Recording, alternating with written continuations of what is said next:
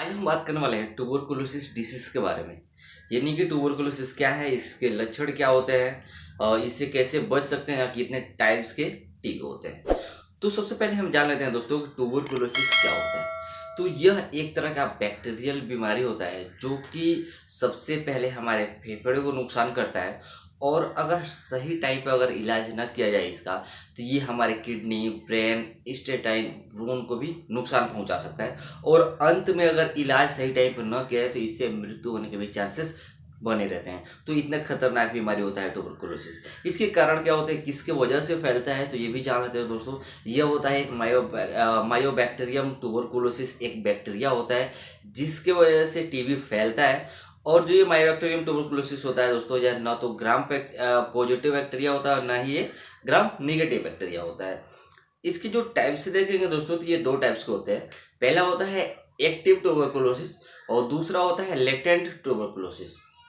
Active का मतलब ये होता है कि जिसके लक्षण हमको जल्दी से पता चल जाता है। यानी कि अगर हमें एक्टिव अगर ट्यूबरकुलोसिस अगर हुआ है तो उस बीमारी का पता हमें जल्दी से चल जाएगा, उसके जो भी सिम्टम्स होंगे वो जल्दी से हमको नज़र आने चालू हो जाएंगे। लेकिन जो लेटेंट ट्यूबरकुलोसिस जो होता है वह छुपा हुआ ट्यूबरकुलोसिस बोलते हैं। यानी कि आपके अंदर टीबी तो हुआ है, आपको टीबी है, लेकिन लक्षण आपको दिखाई नहीं देंगे, उसके तकलीफ भी आपको जल्दी से समझ में नहीं आएगा, लेकिन अंदर ही अंदर आपकी बॉडी को नुकसान पहुंचाता रहता है। और अचानक से एक टाइम पे इतने ज़्यादा सिम्टम्स नजर आएंगे जिसका अगर इलाज अगर टाइम रहते ना चालू किया जाए तो ये सबसे खतरनाक हो सकता है। यानी कि व्यक्ति की जो मृत्यु हो सकती है इस लेटेंट ट्यूबरकुलोसिस की वजह से। आखिर में ये फैलता कैसे है, तो दोस्तों जो इसका फैलने का कारण होता है वो मेन रूप से होते हैं खांसी से और छींकने से। यानी कि जब कोई व्यक्ति अगर खांसता है, छींकता है, तो उसके खांसने और छींकने में जो वाटर के जो ड्रॉपलेट्स होते हैं वो हवा में फैलने लगते हैं।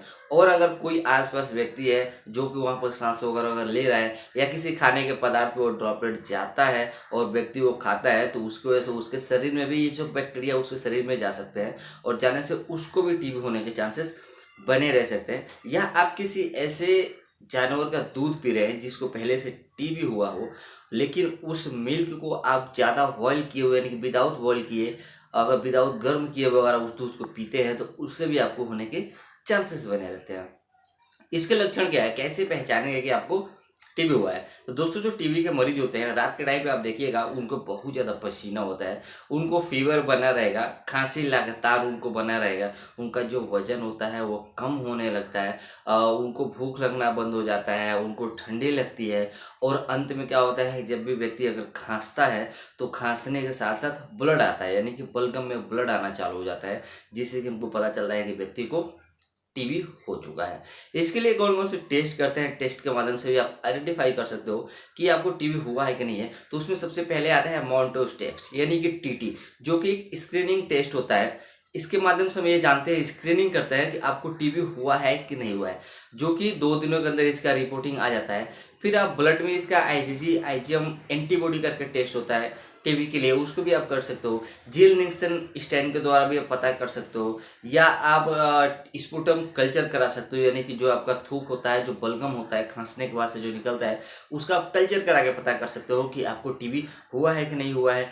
चेस्ट एक्सरे भी करा के हम देख सकते हैं कि हमारे फेफड़े की स्थिति कैसी है, जिससे ये पता चल जाता है कि हमको टीबी हुआ है कि नहीं है। साथ ही साथ आप टीबी का पीसीआर का टेस्ट करा के ये भी जान सकते हो। अब इससे बचने का तरीका क्या है, कैसे हम बच सकते हैं इससे कि हमको टीबी ना हो। तो उसके लिए दोस्तों हमको हमेशा मास्क पहनना चाहिए। जैसे कि आज के टाइम में आप लोग देख रहे हो, अगर लोग कोविड से बचने के लिए लोग क्या कर रहे हैं कि मास्क हमेशा पहन रहे हैं। ठीक इसी तरह से अगर कोई आपके आसपास कोई ऐसा व्यक्ति है जिसको टीबी हुआ है, वो जगह लगातार खांस रहा है, छींक रहा है, तो बचने के लिए आपको मास्क पहनना चाहिए, उससे दूरी बना के रखना चाहिए। और साथ ही साथ जिस व्यक्ति को अगर टीबी हुआ है उसको भी मास्क पहनना चाहिए। जब भी उसको छींक आ रहा है तो कोई एक कपड़ा मुंह पर रख के खांसना और छींकना चाहिए, जिससे कि आसपास के वातावरण में जो बैक्टीरिया है वो फैल ना सके और दूसरे लोग इससे ग्रसित ना हो सके।